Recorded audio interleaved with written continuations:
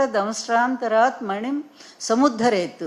అంటే భయంకరమైనటువంటి మొసలి నోటిలోని మణినైనా సరే ప్రసహ్య బలవంతంగా మనం లాక్కోవచ్చట. కోరల మధ్య ఇరుక్కున్నటువంటి మణిని కూడా చెయ్యి పెట్టి లాక్కోవచ్చు. కానీ ఈ రామోజీ లేకపోవచ్చు. ఇప్పుడు ఆయన కొడుకు తయారయ్యాడు. ఏదైతే పేపర్ అదే కదా, ఒక విషపుత్రిక అది. ఆ ఎన్టీఆర్ గారు ఏనాడో చెప్పాడు అది చెత్తపుట్లో వేయాల్సిన పేపర్ అని.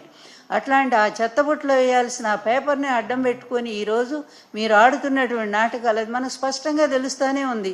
జగన్ గారి గవర్నమెంట్లో దీని మీద కేసు వేస్తే మార్గదర్శి మీద ఈరోజు ఈ ప్రభుత్వం దాన్ని వెనక్కి తీసుకుంది ఆ కేసుని.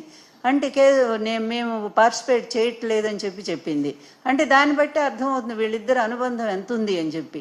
ఆ రోజు కూడా ఈ సోషల్ మీడియా లేని రోజుల్లో కూడా మా మీద ఈ ప్రభుత్వాన్ని లాక్కోవటం కోసం ఆ రోజు ఎన్టీఆర్ గారు నేను కష్టపడి సాధించుకున్నటువంటి అధికారాన్ని మీరు ఎన్ని విధాలుగా దుర్మార్గంగా రోజు పేపర్లో నీచమైన రాతలు, నీచమైన కార్టూన్లు అన్నీ కూడా వేసి, మరి ఇంతకంటే ఉన్మాద చర్య ఇంకొకటి ఉందా? నేననే మాట కాదు కదా.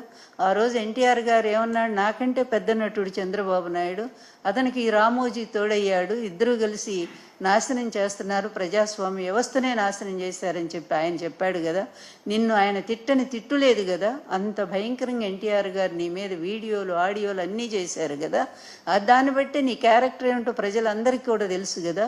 ఆ రోజు నువ్వు వ్యవహరించినటువంటి తీరుకి ఇదే ఈనాడు ఉన్మాద చర్యలకి పరాకాష్ఠ స్థితిగా ఈరోజు నేను కొన్ని కార్టూన్లు మీకు చూపించదలుచుకున్నాను. దయచేసి చూడండి. అంత మహానుభావుడు, ఒక వ్యక్తిత్వం ఉన్నటువంటి ఆయన, మరి ఒంటి చేత్తోనే 9 నెలలు అధికారం సాధించుకున్నటువంటి ఎన్టీఆర్ గారు దేశం మొత్తంలో ఉండే అన్ని పార్టీలు, కాంగ్రెస్ ఎగనిస్ట్ పార్టీలన్నింటినీ ఒక వేదిక మీద తీసుకొచ్చి నేషనల్ ఫ్రంట్ స్థాపించి మరి విపి సింగ్ను కూడా అధికారంలో ప్రధానమంత్రి తీసుకురాగలిగినటువంటి గొప్ప నేత ఎన్టీఆర్ గారిని ఎంత హీనంగా, ఎంత వ్యక్తిత్వం లేనివాడిగా, వంటింట్లో వంట చేసుకునేవాడుగా, భార్య విధేయుడుగా, మీ నీచపు రాతలు, మీ వికృతమైనటువంటి మీ కార్టూన్స్ ఇవన్నీ కూడా చూస్తే మీరు ఎంత దగుల్బాజీలో, ఎంత ఉన్మాదానికి పరాకాష్ఠ స్థితిలో మీరు ఉన్నారో ఒక్కసారి మీరు ఇవి చూడమని చెప్పి దయచేసి చూపిస్తాను నేను. ఇది చూడండి, ఒక్కసారి అటు చూడండి. ఆయన బట్టలు కూడా లేకుండా ఎన్టీఆర్ గారిని ఎట్లా వేశారు అంటే ఆయన ఒక ఉన్మాద స్థితిలో ఉన్నట్టు, పిచ్చివాడైనట్టుగా. అంటే ఎన్ని రకాలుగా ఒక పాత్రని హీనపరచాలో, వ్యక్తిత్వాన్ని కించపరచాలో ఎంత ఆ రోజుల్లోని సోషల్ మీడియా లేకపోయినా కూడా చంద్రబాబు నాయుడు, రామోజీ చేసినటువంటి నీచపు రాతలు, నీచపు బొమ్మలు, ఇది వాళ్ళ అసలు నైజ స్వరూపం. తర్వాత ఇక వీళ్ళు ఈ సోషల్ మీడియా వచ్చిన తర్వాత ఎక్కువగా ఈ సమాజంలో మహిళలందరి మీద కూడా అతి దారుణంగా మరి వాళ్ళు ట్రోల్ చేసినటువంటిది ఐటీడీపీని. ఆ రోజే షర్మిల మీద అందరికీ తెలుసు. షర్మిల్ని ఎంత హీనంగా ఒక సినిమా యాక్టర్ కంటగట్టి వాళ్ళు ఏ విధంగా ప్రచారం చేశారో ఆమె కేసు పెట్టింది. తర్వాత అది ఎక్కడ జరిగింది? బాలకృష్ణ ఇంట్లో నుంచే చేశారు అది స్వయంగా కూడా. వీళ్ళ మహిళలు అనేసరికేమో ఎక్కడ లేని రోషాలు, ఎక్కడ లేనిది మా మహిళల మీద. ఇవాళ రాతల్లో కూడా అది మహిళల మీదట వీళ్ళు వైకాపా సోషల్ మీడియా వాళ్ళు విపరీతంగా పెడుతున్నారు. వీళ్ళు పెట్టారా, వాళ్ళు పెట్టారా? నిన్నగాక మొన్నే కదా మనం అనుకుందాం, విజయమ్మ గారు లేఖ రాశారు, ఇది నా కొడుకు ఏమి సంబంధం లేదు, ఇవంతా కూడా మీరు అబద్ధాలు రాస్తున్నారు అని. దాన్ని కూడా ఫేక్ లెటర్ అని పెట్టింది ఎవరయ్యా? మీరు. ఫేక్ లెటర్ అని మీరేగా చూపిస్తూ ఉన్నారు. ఆ TV5 అందుకనే కదా ఆ చైర్మన్కి ఇచ్చారు. ఇప్పుడు ఆ చైర్మన్నే ఇచ్చారు ఆ TV5 నాయుడికి. ఆయన ఘోర చరిత్రలు, నేర చరిత్రలు అన్నీ తీస్తే అసలు చంద్రబాబు నైజం ఏంటో ఇక్కడ మనకు అర్థమైపోతూ ఉంది.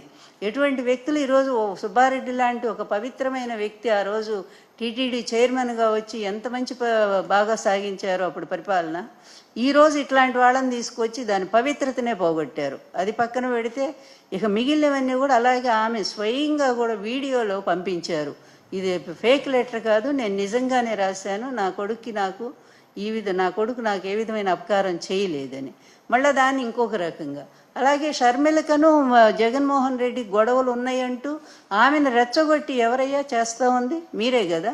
మీ కుటుంబంలో అత్తనైనటువంటి నన్ను ఈ చంద్రబాబు నాయుడు బయటికి గెంటాడు.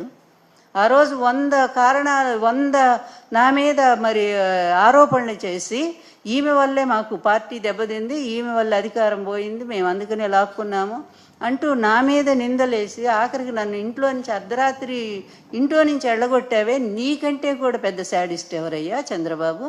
నీకంటే పెద్ద సైకో ఎవరయ్యా? పేదవాడికి కూడా, లాస్ట్ పేదవాడికి కూడా అన్నం పెట్టిన జగన్మోహన్ రెడ్డి సైకోనా, లేకపోతే సొంత అత్తగారిని మామగారిని కూడా నాశనం చేసినటువంటి నువ్వు సైకోవా? కనీసం మీ అమ్మ మీ నాన్నకి ఏ రోజన్నా అన్నం పెట్టావా చంద్రబాబు నువ్వు మీ ఇంటికి పిలిచి? అందరికీ తెలుసు ఈ చరిత్ర.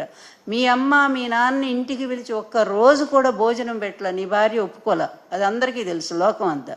ఆయన చనిపోయినప్పుడు తలకొరివి కూడా నువ్వు పెట్టలా. చివరికి నీ తమ్ముడిని పిచ్చోడిని చేసావే, నీ తమ్ముడికి కూడా సీట్ ఎట్లా వచ్చింది? ఎన్టీఆర్ గారు ఇచ్చారు, నువ్వు ఇవ్వలేదు కదా. అతన్ని పిచ్చోడిని చేసి ఇంట్లో పెట్టావు. అలాగే నీ చెల్లెళ్ళని బయట పెట్టావు. అలాగే ఆయన నారిని శ్రీనివాసరావు గారు ఆయన బయట పెట్టారు కదా. వాళ్ళ భార్యకి ఏదో జబ్బు చేస్తే కనీసం సాయం కూడా చేయనటువంటి వాడివి నువ్వు నీ కుటుంబంలో ఇంత ఎత్తున పెట్టుకొని నువ్వు బయట కుటుంబాల గురించి మాట్లాడేది ఏంటయ్యా? ఓ పనికి మాలినటువంటి సోషల్ మీడియా వాళ్ళని పోషిస్తున్నావు. 3 లక్షల మంది జీతాలు ఇచ్చి మరి నీ కొడుకు చేత జీతాలు ఇప్పిస్తూ వాళ్ళ చేత పిచ్చి పిచ్చి రాతలు, అందులో ఒక్కటి సంస్కారంగా ఉన్నాయా? చివరికి నా మీద కూడా ఏదో ఆరోపణ వేసి ఎవరినో కూర్చోబెట్టు రోజంతా నడిపిస్తావు.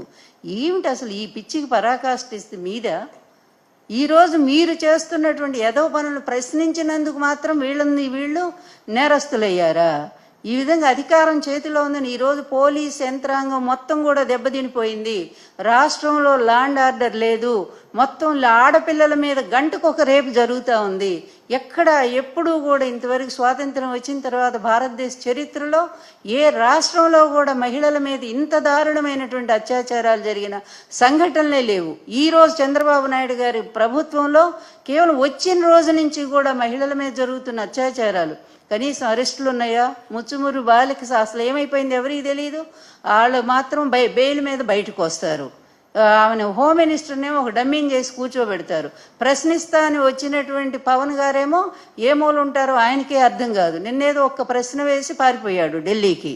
ఇదే సంగతి, ఇదే మీ పరిపాలన? ఎంత దారుణంగా ఉందంటే ఇప్పుడు ఎలక్షన్ వస్తే కాంగ్రెస్ పార్టీ ఎంత 175 సీట్లు గెలిచేంత అవకాశం ఈరోజు ప్రజలు ఎదురు చూస్తూ ఉన్నారు. చెప్పాలంటే మేము అడగకపోయినా కూడా ప్రజలు ఇవ్వటానికి సిద్ధంగా ఉన్నారు. అంత దరిద్ర పరిపాలన కొనసాగిస్తూ ఉన్నారు. ప్రతి మంగళవారం అప్పులే. ఇలాంటి పరిస్థితుల్లో రాష్ట్రాన్ని నడపటం నీకు ఎప్పుడూ చేత కాదు. అడ్మినిస్ట్రేషన్లో చంద్రబాబు అంత ఫెయిల్యూర్ ముఖ్యమంత్రి ఈ భారతదేశ చరిత్రలోనే ఎవరు లేరు. అతనికి తెలిసిందల్లా ఒక్కటే, అధికారాన్ని అడ్డం పెట్టుకోవటం, అవినీతిలో లక్షల కోట్లు సంపాదించడం, ఆ డబ్బు పెట్టడం, కోర్టులు మేనేజ్ చేసుకోవటం, ఇదిగో ఇట్లాంటి పనికిమాలిన సోషల్ మీడియాను వాళ్ళని పోషించుకోవటం, వాళ్ళ ద్వారా ప్రతిపక్ష పార్టీలో వాళ్ళందరినీ కూడా హీనంగా మాట్లాడటం. అయ్యా, సీఎంగా జగన్మోహన్ రెడ్డి గారు ఉన్నప్పుడు ఎంత భయంకరంగా మాట్లాడారు మీరు చెప్పండి. ఆయన సైకో అన్నారు, వాడన్నారు, ఇంకా ఎటువంటి పదాలు. వాడెవడు ఉన్నాడు కదా, అతను ఎవరు, పట్టాభి. అసలు అట్లాంటి పదాలు నోటి వెంట మనం కూడా ఉచ్చరించలేమే.